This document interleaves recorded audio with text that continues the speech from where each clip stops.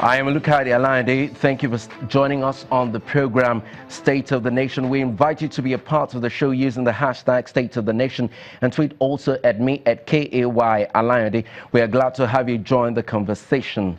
So, getting right to it.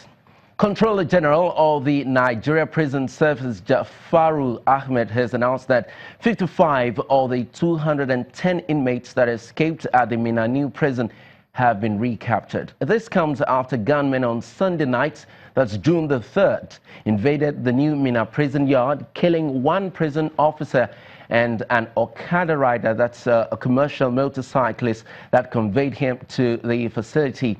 Media reports said the gunmen came to the prison premises about 9 p.m., shooting sporadically for over an hour to scare away the residents. The attackers gained access into the facility after exchanging fire with prison officials. But before we bring in our guest via Skype to discuss the issue, here is a story on the prison break in Niger State, north-central Nigeria. On the night of Sunday, the 3rd of June, armed bandits, about 30 in number, attacked the Minna maximum prisons located off David Mark Road and in a dramatic firefight traded gunshots with men of the prison service on duty for more than an hour. At the end, 2 persons, a prison warder on duty and a commercial motorcyclist, were shot dead, while 210 prisoners escaped.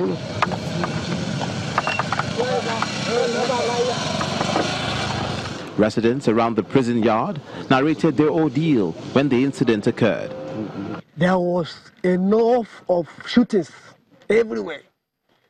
Guns. We don't even know the kind of gun those people are using.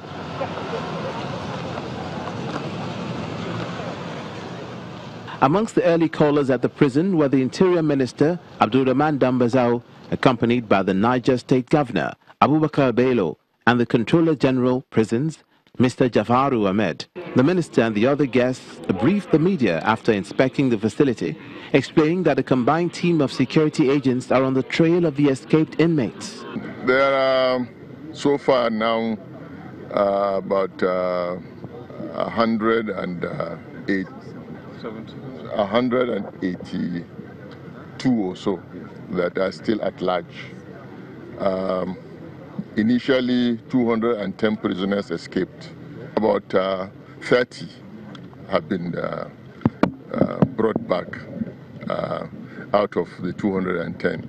The state will do whatever it can to support the federal government. We're partners in this.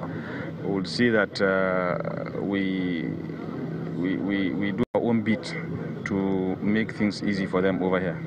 On the challenge of inadequate manpower confronting the Nigerian prison service, the Minister of Interior explained that efforts are on to recruit more staff for the agency, pointing out the need to address the issue of prisons congestion across the country. We know very well that there's a shortage of manpower in the prisons, and we're doing all efforts to ensure that we cover those gaps. In terms of the congestion, the judiciary has to play a big role in that.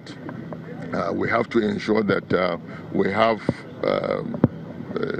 excellent police investigation so that cases do not last forever in courts due to lack of evidence and things like that. So we are doing quite a lot in terms of the congestion of the prisons. Now the onus is on the security agents so engaged to capture the escaped inmates, as they are a real and present danger to society. There you go, that's the story. Now joining us to discuss the prison break is Mr. Joshua Tuwan of the Advocacy for the Support of Prisoners and Indigents' Rights. He joins me via Skype. Thank you very much for joining us on State of the Nation. Now, as an NGO advocating for the rights of prison inmates, what does this sort of unfortunate incident mean for your work? For us, in our work, I see this as more an intentional act. There's never a time in the history of this country that governance have become more or less, if I would describe it, the act of dramatizing. while the citizens watch is so alarming that at this time, with government, we know that government controls the entire coercive instruments. And in Nigeria, we cannot even mention exhaustively personnel that we have in place. So one wonders, how could a prison be invaded by citizens that are within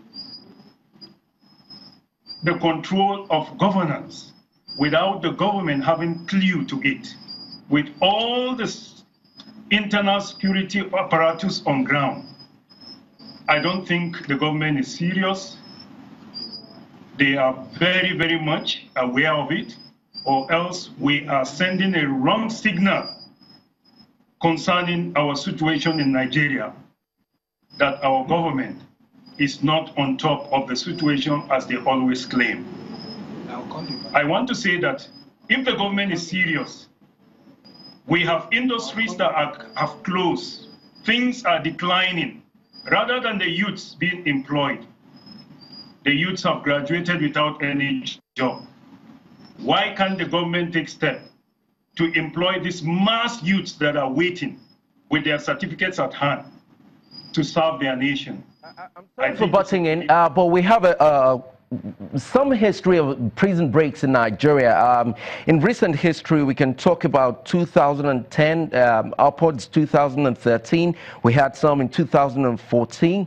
And of all the prisoners that escape from prison, we hardly have had 50% of them rearrested. What's the implication of this to Nigeria, where we have prison inmates escape and they don't get returned to the prisons? You can see clearly the implication is that the security operatives are sympathizing with them. And the implication is grievous, because as they get back to the society, they will mobilize themselves. Having known the secret of what goes in there, they will do even more havoc to the Nigerian society. All right, thank you very much. We've been speaking with Mr. Joshua Tuwan, advocacy for the support of prisoners and indigent rights. He speaks to us from Jos via Skype. Thank you very much for joining State of the Nation. We'll take a break on State of the Nation. When we come back, we'll be talking about the recent announcement by the federal government to declare June 12 as the public holiday in Nigeria. Join us again.